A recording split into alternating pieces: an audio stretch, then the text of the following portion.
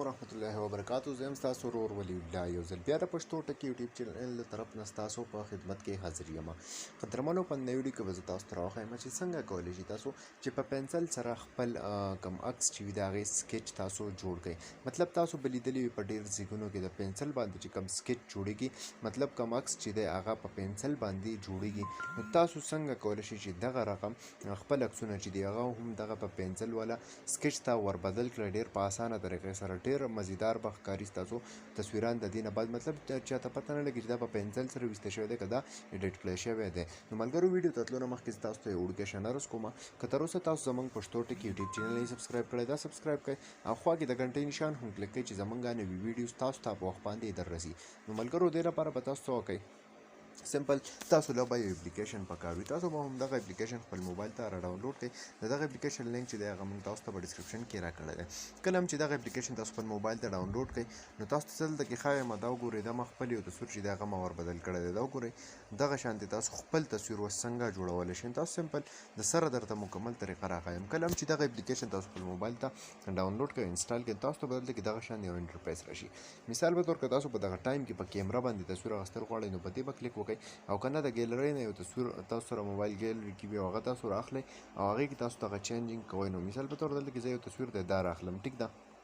د دې سایز چې دی هغه تاسو د دې ځینه ورکوټی غټولی شئ، مطلب څونه سایز تاسو د دې جوړول غواړئ نو هغه تاسو د دې ځیږي نه برابر کړئ، ټیک ده. مثال په طور دا ما د دې سایز چې دی هغه راواغستو، مطلب کراپ یې کړئ.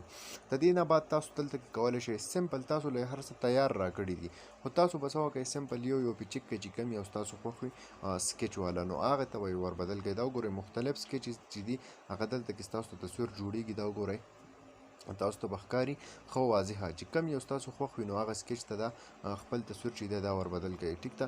دغه شانتې دې نه علاوه که فلټرز پرې لګول غواړئ نو تاسو ته په دې کې مختلف فلټرې چې دي هغه درته پکې هم میلاویږي. دا وګورئ ډېرې ښایسته ښایسته فلټرې چې دي هغه ټولې دلته کې تاسو ته میلاویږي. که کوم فلټر وغیره پرې لګول غواړئ نو هغه پرې هم د دې ځیږي نه تاسو لګولی شئ. دا وګورئ دغه شان دی کوم بل آپشن چې دی تاسو سره د ایډیټر، مطلب کوم افیکټس وغیره پرې تاسو لګول غواړئ نو هغه پرې تاسو د دې ځیږې نه څه کولی شئ لګولی شئ. دا وګورئ هر څه چې دي تاسو له دلته کې راکړي دي، بلر کول یې غواړئ یا کنټراسټ، مطلب هر څه چې دي مکمل هغه آپشنز یې تاسو له دلته کې راکړي دي. دا وګورئ د دې ځینه تاسو هر څه چې دي هغه سیټ کولی شئ. دغه رقم تاسو کولی شئ چې خپل هر یو تصویر چې دی هغه هم سکیچ ته وربدل کړئ، مطلب د هغې نه داسې یو ډیزاین ورله ورکړئ چې هغه مکمل هغه سکیچ په ټایپ کې وي. که تاسو کتلی وي سکیچ چې وي نو هغه هم په پنسل باندې جوړېږي او تاسو خپل لا کوم عکس چې دی دا هم تاسو دې ته وربدل کړئ چې هغه بالکل له پنسل باندې جوړ شوی خلکو ته ښکاري. نو ملګرو، دا نوې ویډیو امید لرم چې خوښه شوې به وي.